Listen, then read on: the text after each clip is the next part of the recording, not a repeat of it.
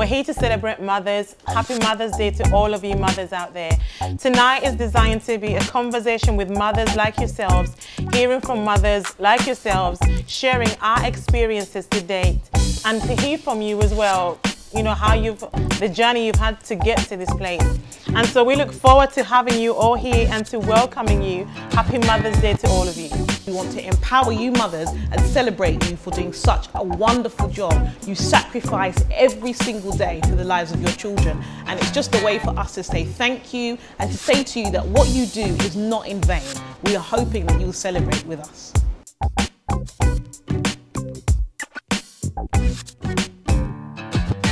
We want to wish every single one of you a happy Mother's Day. You know, they say every day should be a Mother's Day. I agree. But today specifically, we want to celebrate mothers wherever you are. Thank you for the amazing work that you do. Single moms, step moms, every kind of mother. We celebrate you and we say well done. I'm here tonight with these amazing ladies, and I'm going to let each and every one of them introduce themselves. I'm Winnie Kitaka, empowering mothers to mother, and I'm going to let the panel introduce themselves. Okay, good evening everybody. I'm Nicola Williams. I am a wife and mother of 5 wonderful children. And yeah, I guess you'll hear a bit more about me as time rolls on. Good evening ladies, thank you for joining us this evening. My name is Lindani Moyo. I'm a single mom. I'm a mother of 2 amazing boys, a 9-year-old and an 8-year-old. I run my own organization called Black African Women Rock. It's a platform to motivate and inspire women to pursue with their dreams. Thank you. Hi everyone, my name is Tola Inigbanjo. I am a mother of 5 and 2 grandchildren, and also the founder of Women for Africa as well. That's a platform where we celebrate the best of African women, just the ordinary woman doing extraordinary things. And I'm happy to be here tonight. Fantastic. Thank you, ladies.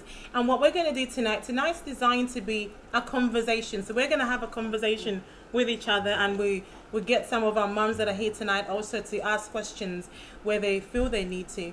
And so we're just going to kick off with Lindani, and you know, you said you're a single mom, and just to share with single moms out there or mothers in general, you know, what's it like being a single mom? What's life like? What have you had as challenges? You know, just talk to us in general what in your experience as a single mom. Thank you, Winnie. The challenges that I've faced, I've been a single mom for the last 2-3 years now. We separated with my husband. Anyway, the challenges that I face, especially within an African community. Why I say an African community? Because I'm an African woman and I empower African women. I get a lot of women that stereotype single women, like, oh, why do you socialize with single women? You get married women that are actually stereotyping women that are single.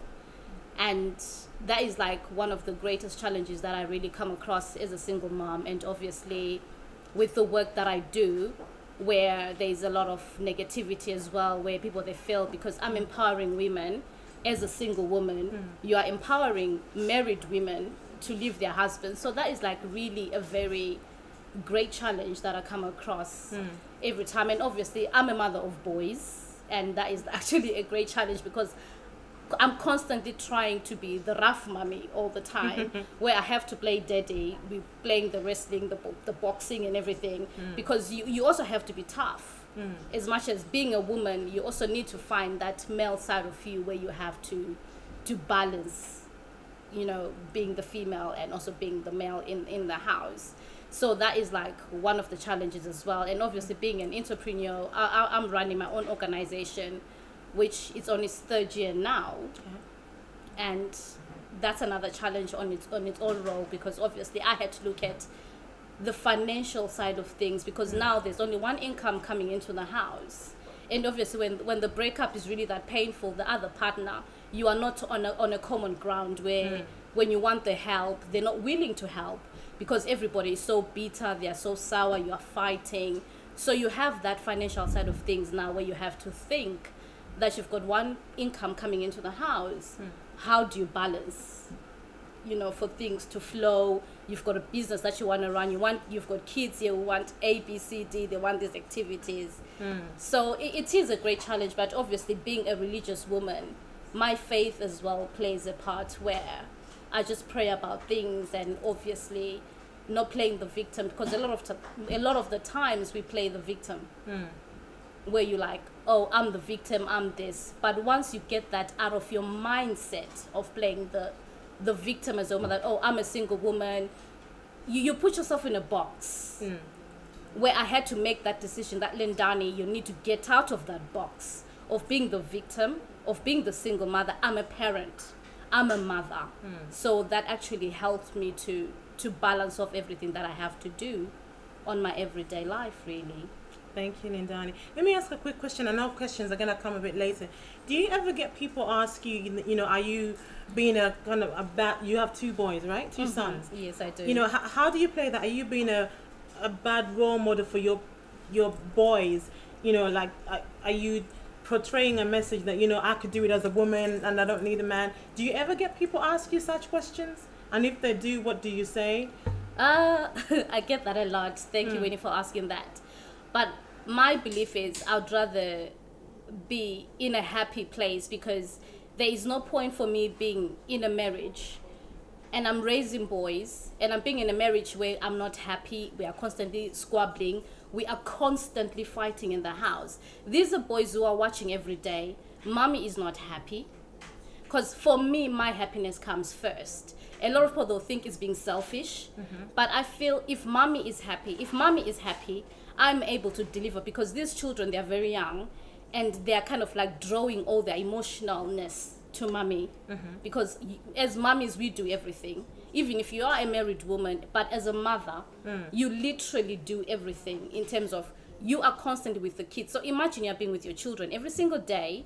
You are unhappy, you are crying, you are fighting with your husband for credit cards because things are not happening. You've got a husband who's coming in the house every day who's drunk. So for me, my happiness, as Paul, they can say, I was selfish to live a marriage, yet I could have raised my children in a mother and father role. But now I find my children are healthier because daddy is there, he's happy. We've now come to that common ground that what matters is the happiness of the children, because they are happy when they're with daddy, they are happy. When they're with mommy, they are happy, and we're still able to play that parent role, even if we're not together, than having to raise children in a home where there's no happiness, because you're raising boys who are going to do the same thing that they are watching every single day, because they're going to think it's okay to speak to a woman in a certain way. They think it's okay for me to beat up my wife or to treat my wife in a certain way because daddy did it. So why can't I do it? Because we are teaching our children charity begins at home. So if kids are watching constantly a behavior all the time, they're going to go out there and do the same thing. So I'm not going to be apologetic for being a single mother and for making the choices that I've made, because I feel right now I'm raising children who know that happiness matters. To treat a woman in a certain way matters.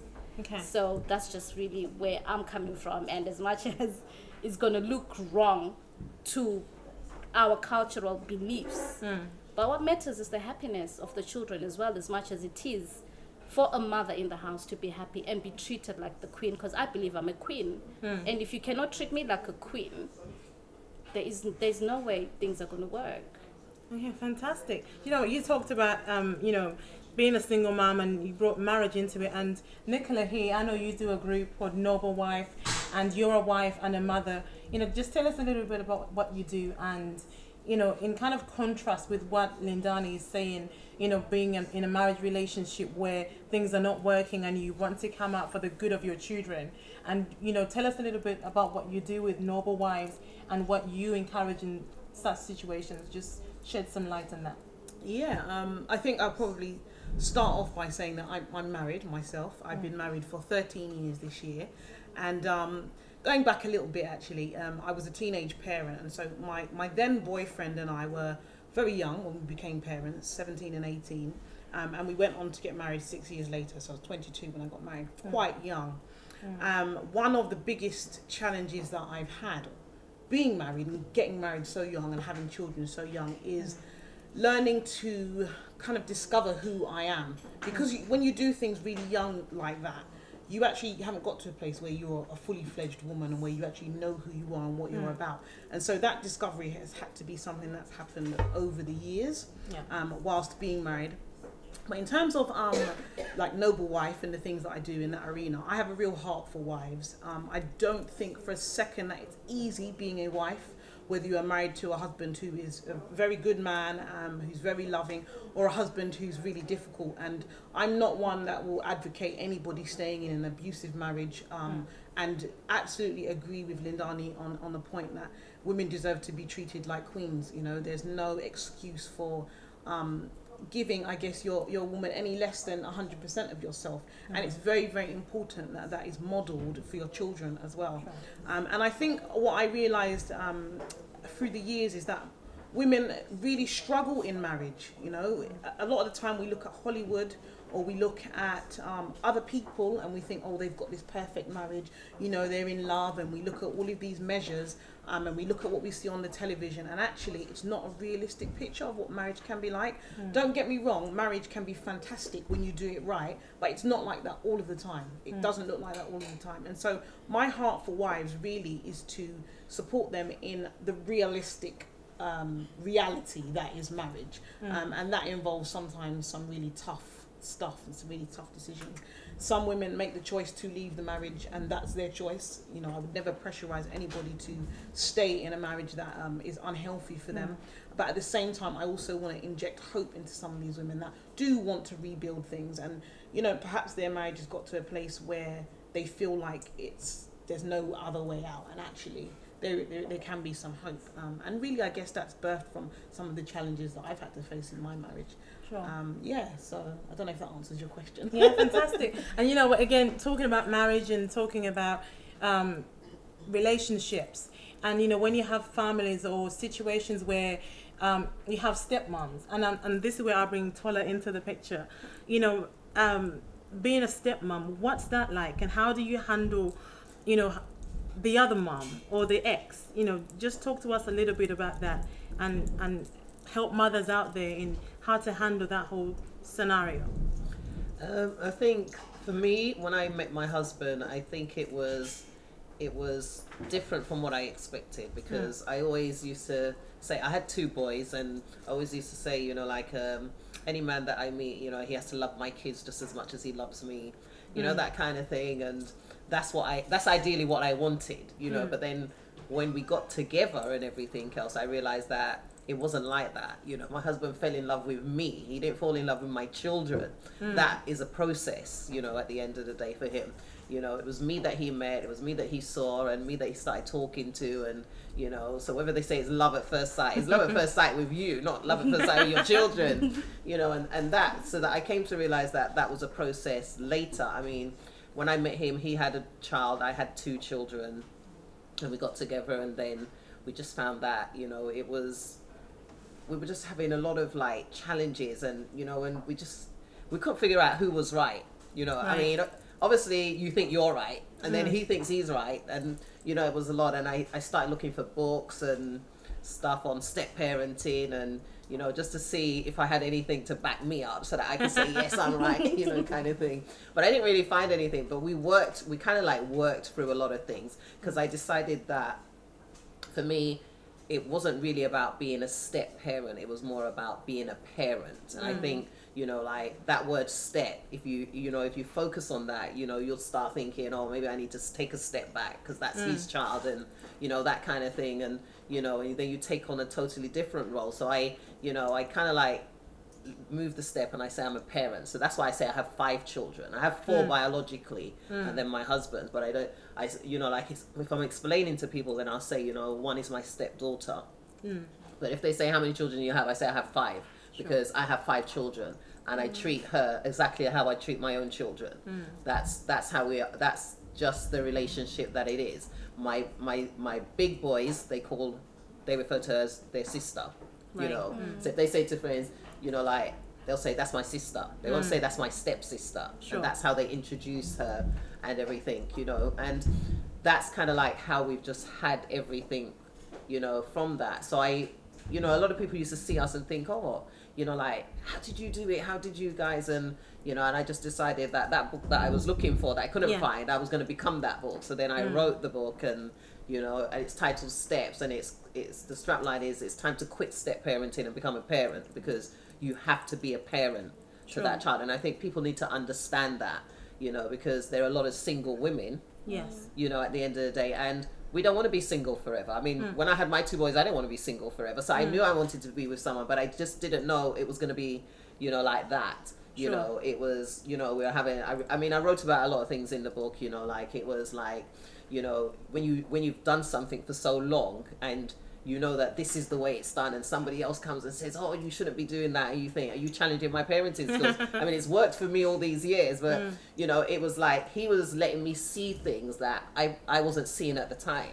Because I said, left to me, I'd probably be tying my son's shoelaces while they're teenagers, because I'm just so used to doing it. But you know, he was at the point where he should be able to tie that. Just show him how to do it. It'll be, you know, I'm thinking, why? I always do it, you know, kind of thing. So he was letting me see things that, you know, like, these guys can do it, you know. Don't just look at them as like little boys. They're growing. They can take some responsibility. They can do these things. And you know, I started to open my eyes and realize that there's a lot that they could actually do, that I didn't have to be doing so much, you know, and kind of relaxed me a bit as well. So fantastic. And you know what, speaking of stepmoms and a single mom, how did you find it to kind of get out there and say, you know what, I don't want to spend the rest of my life by myself? How did you begin the process? Do you use dating sites? Did you go, how did you begin, how did you mentally prepare yourself